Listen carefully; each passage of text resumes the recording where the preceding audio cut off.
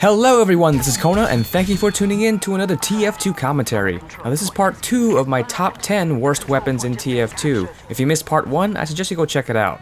Now I will admit that the weapons that I mentioned in part 1 may be a little situational, and so maybe that's why they're not that useful for me, but there are some weapons out there that I think are actually bad, so I'm gonna go over some of them in this video. So let's get started.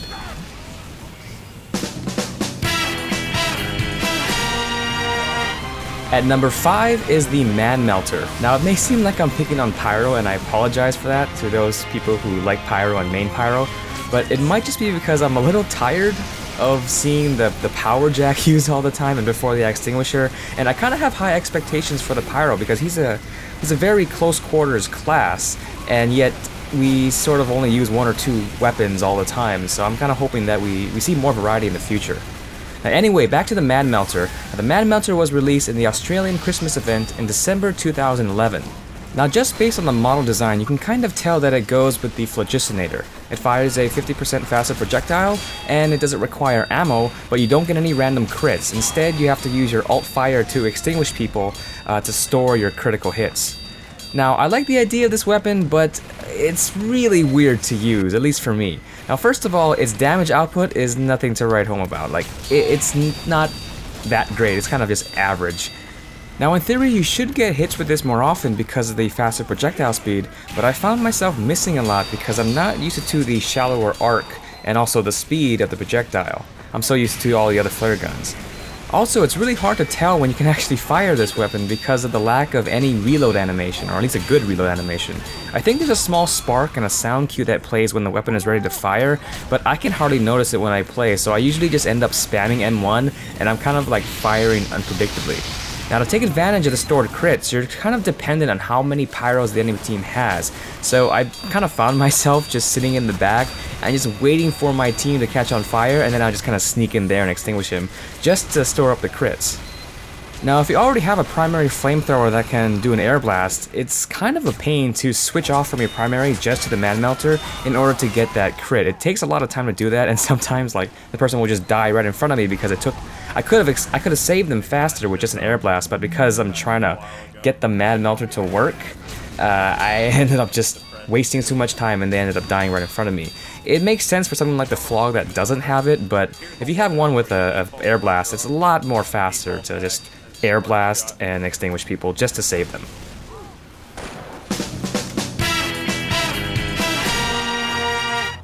Next at number 4 is the Classic. Now the Classic was released in the Love and War update in June 2014. Now this weapon is based on the original sniper rifle in the Team Fortress Classic, although, to be honest, I haven't tried the TFC version, so I'm not exactly sure what the differences are. Now, with this weapon, your charge and your zoom are independent of each other, so you can pre-charge your rifle while having like a full field of view, and then zoom in on your target only when you want to fire. But you can't get headshots unless you're fully charged, and you do minus 10% damage on body shots. Now, there is one thing I like about this weapon, and it's the fact that the person explodes when you kill them. And I just laugh every single time this happens because it just makes absolutely no sense, and that's why it's funny. Now what's kind of frustrating though is the reduced damage, and you can't get headshots unless you're fully charged. I mean, that's kind of like how snipers like to play, is they like to get these really quick headshots. This kind of means you have to keep the weapon in a fully charged state as much as possible, which means you will be very, very slow. I also noticed that my hand was getting a little tired after using this weapon because of all that charging. There is the Huntsman, which is another charged weapon, but with the Huntsman, it doesn't take as long to fully charge that, and you're sort of encouraged to keep firing the Huntsman because if you keep holding it back, your arrows are going to go all over the freaking place. But with this, I found myself just kind of like holding it. I just keep holding it, and I'm just waiting for that shot because I don't want to lose my charge. And if I have to move forward really fast, then I just have to shoot in the ground or something like that and waste my shot in order to free myself from the charging. Now I guess you could argue that being able to see more in front of you while charging will give you better map awareness, but I think it's really important as a sniper to build map awareness and build a good game sense without relying on this weapon.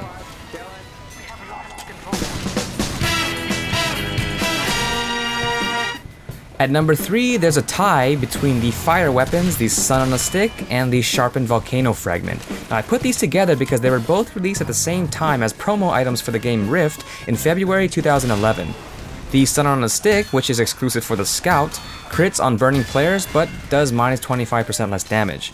And the Sharpened Volcano Fragment, which is exclusive for the Pyro, sets people on fire on hit, but it does minus 20% damage.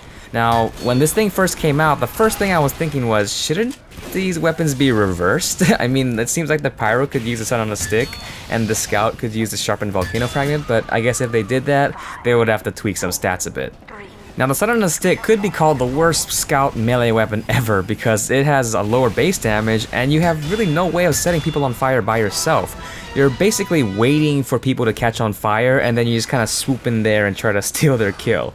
Essentially, that's how I've been playing this in order to get that critical hit. I'm basically stealing kills from pyros, and I'll admit, I feel terrible about doing it, but that seems to be the only way to use the positive attribute of this weapon.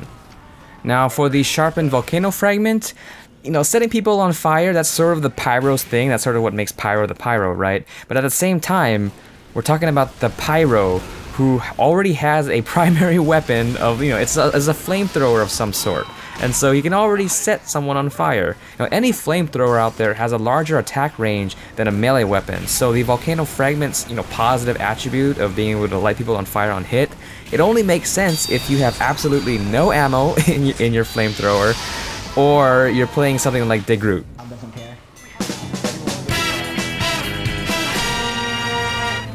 At number 2 is the Eureka Effect. Now, the Eureka Effect was released in the Australian Christmas event in December 2011. This weapon actually was changed quite a bit over the years, but its current stats are that you can teleport directly to spawn and your teleporter exit, but you repair 50% slower and you upgrade your buildings 50% slower. Now, I'll admit, I have no idea how to use this weapon effectively. I really tried. You know, sometimes I would join a server and I try out the Eureka Effect, and the thing I hear is, oh, Kona's using the Eureka Effect, and then there's like a silent, awkward pause after that. I guess that's just them losing hope in me or something, I don't know. Now, teleporting back to spawn is actually a pretty cool idea. I like the original implementation of the weapon, where you could teleport back to spawn at the expense of moving buildings. Because, well, you know, moving buildings, yes, it's really nice right now, but actually remember, back in the old days of Team Fortress 2, all buildings were static. They were not movable. They only added that in 2010. Now, in July 2014, you can now pick up your buildings with the Eureka Effect, and they added the ability to teleport to your teleporter exit. But they added a really, really harsh repair rate and upgrade rate penalty, which is, I think, what killed the weapon. Now, there is no cooldown for the teleport, which is kind of nice, so you can actually go back and forth really quick. But I noticed that when I went back to respawn for replenishing my ammo and health, and then I went back out into the field on the front lines, I was still stuck with the really, really crappy repair rate and upgrade rate. So I wasn't that useful. I think it's actually more effective to use the Rescue Ranger to heal up your buildings. And so what I ended up doing usually was that since I can't get my stuff to upgrade or repair very fast, I ended up playing kind of like a support NG where I just kind of put down support weapons like a dispenser or whatever, because I didn't bother with a sentry because all I did was just Rescue Ranger a fellow sentry, and that's it, just to keep it alive. And so I don't really think that's the greatest way to play NG. You can be a little bit more effective than that. Now, if you guys really know how to make this weapon work, please let me know, because I'm kind of out of ideas on this one.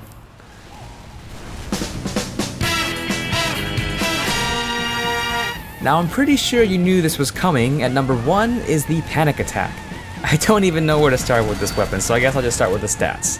The Panic Attack was released in the Smithsmiths 2014 update along with the new Demoman weapons, and since this is a shotgun, it can be equipped by the NG, the Soldier, the Pyro, and the Heavy.